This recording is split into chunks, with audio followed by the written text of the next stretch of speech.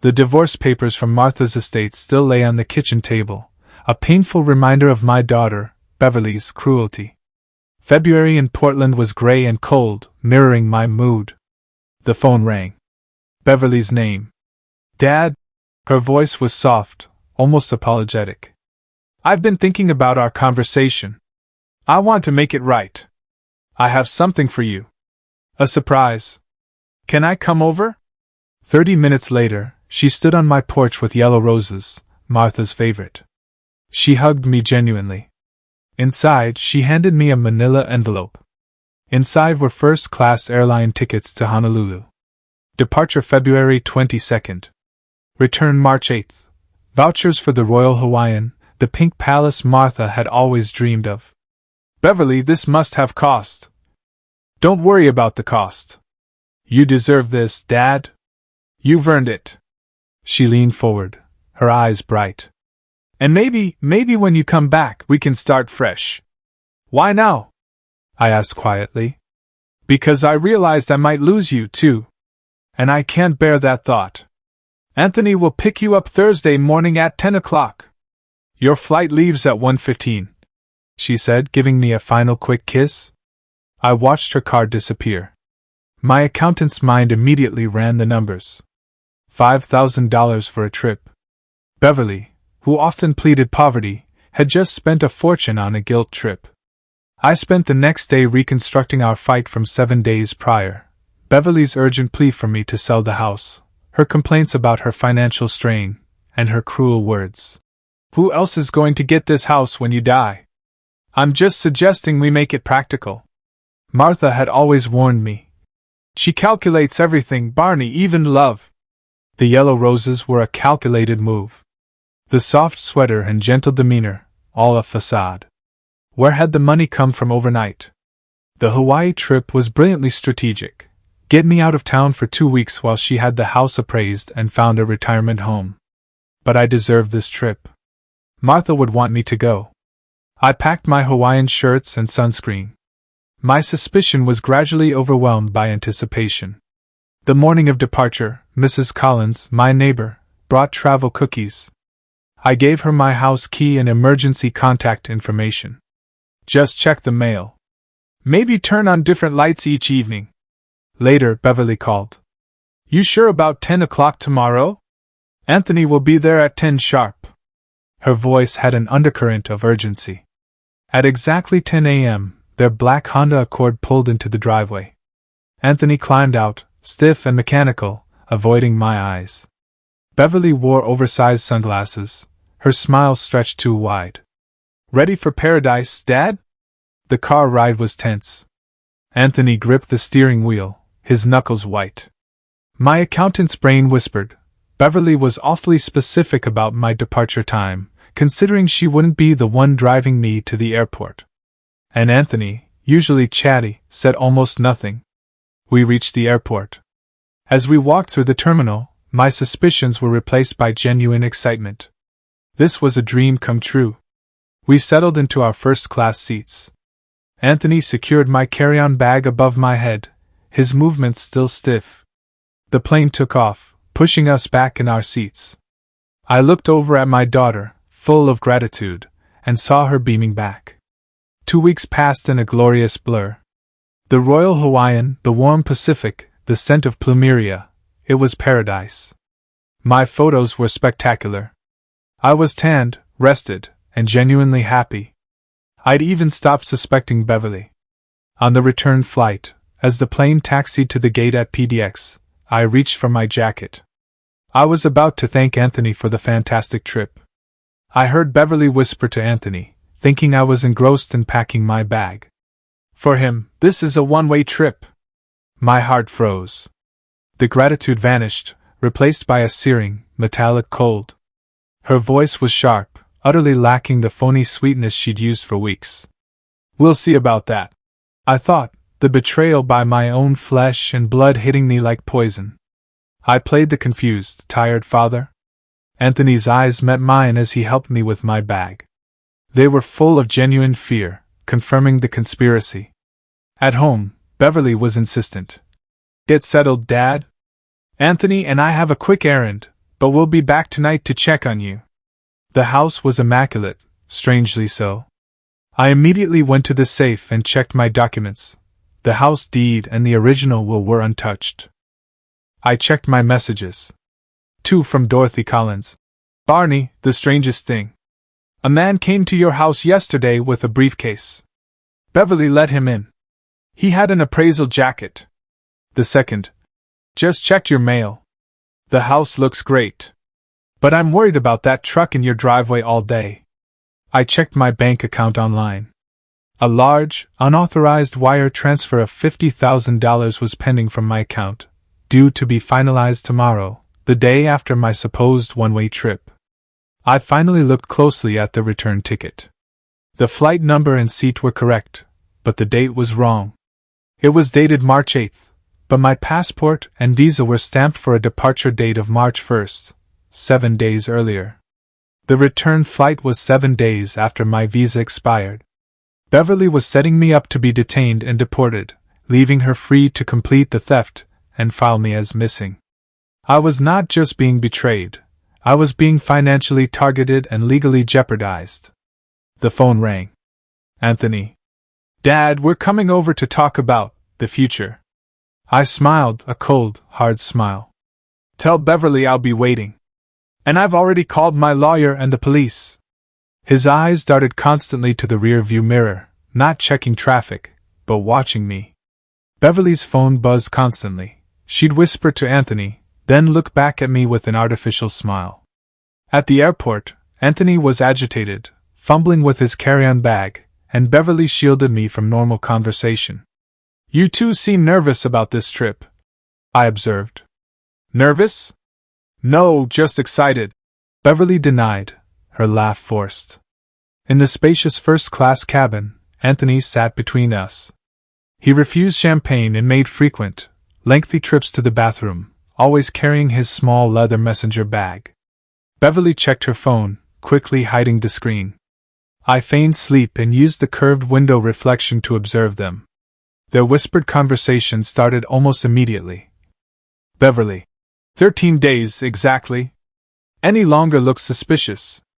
Anthony. Everything necessary is in the baggage. But what if customs? Beverly. They won't check anything. He's an elderly man on vacation with family. Heart episodes happen all the time. Anthony. The timing has to be perfect. Last evening, farewell dinner. Make it special, memorable for witnesses. Beverly. He trusts us completely now. The reconciliation this trip. He thinks we're finally acting like real family. My mind raced. They were planning my death like a weather forecast. Whatever Anthony carried in his bag was the means of my murder, and this entire reconciliation was an elaborate setup. The 13 days in paradise were a choreographed performance. Beverly constantly monitored the schedule, and Anthony grew increasingly agitated, always carrying that leather messenger bag. On the final evening, I used my routine of getting eyes to establish surveillance. I hid behind a palm tree near the pool terrace and listened to them. Beverly. Tomorrow night at dinner. The farewell restaurant overlooks the harbor. Perfect atmosphere, lots of testimony to remember the loving family celebration. Anthony. I've tested the dosage 3 times. Fast acting. Mimics cardiac arrest perfectly in his condition with his age. Stops second-guessing everything. Beverly. The insurance money plus the house sale plus his savings accounts. We're talking about almost $1 million, Anthony. Anthony. What about after? The questions, the investigation. Beverly. What investigation? Grief-stricken daughter loses father to sudden heart attack during emotional farewell dinner. It writes itself. Anthony pulled a small vial with clear liquid from his messenger bag. Beverly. 2 drops in his wine during the toast. I've ordered his favorite, the Bordeaux he and Mom shared on anniversaries. He won't be able to resist the sentimental gesture. Their words were clinical, detached, and final. My own daughter despised me so completely that my death was a cause for celebration. I couldn't confront them. I couldn't trust local security. Escape was my only option. At 5 a.m., I slipped out of my room, leaving a note under their door. Emergency call from bank about fraudulent charges on my accounts. Had to catch earliest flight home to sort it out. Will explain everything when you return. Love, Dad. The banking emergency was the perfect cover, matching the kind of crisis that would panic a man my age. I took the first available flight to Portland, keeping my phone off for the entire journey to maintain my advantage. As the plane touched down at PDX, I felt a resurgence of control. They had planned my murder with mathematical precision. Now it was time to show them what a real accountant could do with numbers that didn't add up. I turned on my phone, 47 missed calls, 16 voicemails, 23 text messages. Beverly's panic had begun. The real game was just starting. The most damning piece of evidence that Barney presented to the police about Beverly and Anthony's plot was the unauthorized $50,000 wire transfer from his account, combined with the manipulated return ticket date. The most compelling evidence was the combination of the unauthorized financial action and the manipulated travel documents, which proved motive, intent, and opportunity outside of Barney's word against theirs. The large, unauthorized wire transfer pending from Barney's account, scheduled to finalize the day after he was supposed to be dead, provided irrefutable proof of motive, greed, and intent theft. It demonstrated they were actively seizing assets while ensuring his absence. The return ticket being dated 7 days after his visa expired proved intent to abandon and jeopardize his safety. This showed the Hawaii trip was not a simple murder plot but a complex, two-pronged legal/financial trap, either murder or abandonment leading to detainment and declaration of missing person status. My phone screen resembled a battlefield of electronic desperation. Beverly's voicemails progressed from morning confusion to afternoon anger. Daddy, answer your phone right now. This is ridiculous. You can't just disappear. The final message carried an edge of fury. Dad, call me back. Whatever game you're playing, stop it. Game? I thought. An interesting choice of words from someone planning murder. The phone rang. Beverly's name flashed. Dad, thank goodness you're okay. Her relief was genuine, but the tension underneath was palpable. What happened? What bank emergency? I had my story ready. Someone tried to use my debit card in Seattle. The fraud department called at 5 this morning. Said I needed to get home immediately. I named a bank and a manager she knew, making verification difficult. The important thing is you're safe, she finally said. We'll be home tomorrow evening as planned. Maybe we can have that farewell dinner after all. The chilling implication, she was already recalculating, preparing to execute Plan B, scared me more than the original plot. The next 11 days were military preparation. I met with my lawyer, James Porter, and had my will completely rewritten, leaving everything to St. Jude Children's Hospital. Porter ensured the new will was ironclad and confidential. I bought and installed 4 hidden cameras, kitchen, living room, dining room, and 1 backup. I learned to monitor my entire house remotely. I researched industrial chemicals and their effects, focusing on substances that could mimic heart attacks. Knowledge was protection. Psychological warfare. Day 10. Porter confirmed the new will was filed. Beverly's daily check-in calls continued, each one feeling like a duel. I maintained the loving father facade. The final day brought equipment testing and mental preparation. Beverly and Anthony were about to discover what happened when you tried to outcalculate a lifetime accountant. I met them at the airport with daisies. Beverly's embrace was measured, calculated. Anthony gripped his black leather carry-on bag, the same bag that contained my death sentence. During the car ride, Beverly grilled me about the banking emergency. Someone cloned my debit card.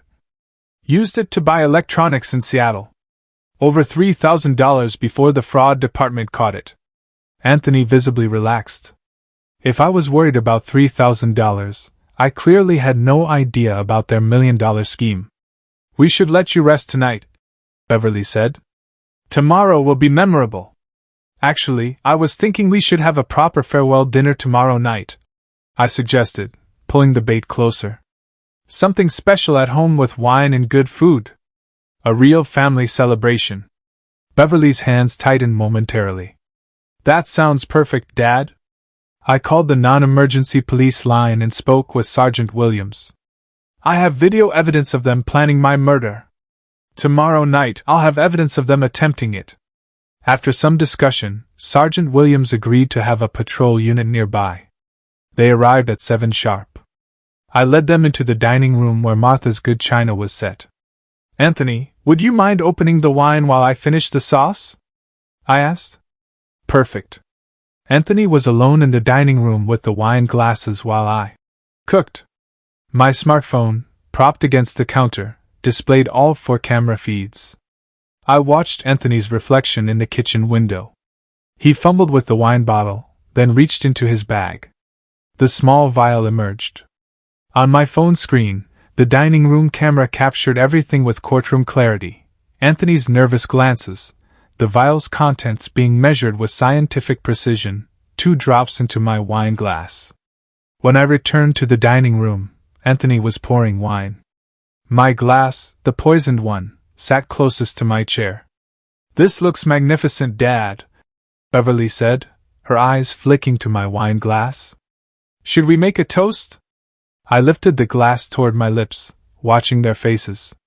Anthony couldn't even pretend to smile. Then I set the glass down without drinking. Actually, let me get the good camera first. Martha would have wanted pictures of our last family dinner. The word last hit them like a physical blow. I returned with my phone, switched to video mode, and aimed it directly at them. Before we eat, I want to show you both something interesting I discovered in Hawaii. Beverly's face drained of color. Dad, what are you? I was getting ice on March 7th when I heard voices by the pool. Familiar voices discussing poison, inheritance, and the best way to fake a heart attack. My voice remained conversational. Would you like to hear the recording? Anthony stood so quickly his chair fell backward. Barney, you don't understand. 2 drops in my wine during the toast. Anthony's pharmaceutical expertise ensuring fast-acting cardiac symptoms. Beverly calculating my net worth down to the penny. I gestured toward my untouched wine glass. Shall we examine what's in there, or would you prefer to explain yourselves first? Beverly's composure shattered like dropped china. You can't prove anything. You're a paranoid old man. Actually, I can prove everything. I held up my phone. 4 hidden cameras recorded Anthony poisoning my wine 20 minutes ago. The poison sample will be tested. Your voices are on tape discussing my murder. The room fell silent. I called the police before you arrived. I continued. They're waiting for my signal. Beverly, we have to run. Anthony's composure finally broke. Run where? I asked. I have video evidence of attempted murder. You carried poison across state lines. There's nowhere to run from federal charges. Beverly tried one last manipulation, tears streaming down her face. Dad, please. I'm your daughter. My daughter died in Hawaii when I heard her planning my murder. I pressed the emergency contact on my phone. Sergeant Williams, it's Barney Grant. They took the bait. Please send the officers in. The next few minutes were a blur of professional voices and handcuffs clicking with metallic finality. As they were led away, Beverly turned back. You'll die alone now, Dad. No family, no one who loves you. Better alone than murdered by my own daughter. The door closed. I sat down at the dining table, moved the poisoned wine glass aside, and ate my salmon. It was the best meal I'd had in months. 2 months later, I sat in Judge Margaret Klein's courtroom. My testimony was clinical, factual, and devastating. I recounted every detail of their murder plot in the measured tone of a man reading quarterly financial reports. When the prosecutor played the audio recording of the poolside conversation, Beverly flinched. When the video footage of Anthony putting poison in my wine was shown on the courtroom monitors, several jurors looked nauseated. The jury deliberated for less than 3 hours. Guilty on all counts. Judge Klein's judgment was swift. Beverly received 12 years for conspiracy and solicitation of murder. Anthony received 15 years for attempted murder and possession of toxic substances. This court has rarely seen such calculated betrayal of familial trust, Judge Klein stated. The defendant's actions represent the worst kind of predatory behavior, targeting a vulnerable family member for financial gain. Outside the courthouse, I faced the reporters. Justice has been served. That's all that matters. 1 week later, I was in James Porter's office for the final execution of my new will. Are you certain about this, Barney? Porter asked. It's a substantial bequest. Over $1.2 million. Completely certain, I confirmed. Beverly wanted my money badly enough to kill for it. Now it'll help children live instead. My daughter's greed had transformed my inheritance into healing for sick children. The irony was perfect. That evening, I sat in my living room with a glass of good whiskey. It's finished, sweetheart, I said to Martha's photograph. Justice for us, hope for sick children, and maybe some peace for an old accountant who learned that some numbers just don't add up. I was alone, but the house felt peaceful. I would die knowing that my life's work had meaning, that my death would serve life, and that evil disguised as love had been exposed and punished. The grandfather clock chimed 9 times, marking another peaceful evening in a house finally free of secrets. What do you think Barney's next step was, now that he had successfully secured justice and rewritten his will? If you like this story, please like this video, subscribe to the channel, and share your impressions of this story in the comments. To listen to the next story, click on the box on the right. Thank you for watching.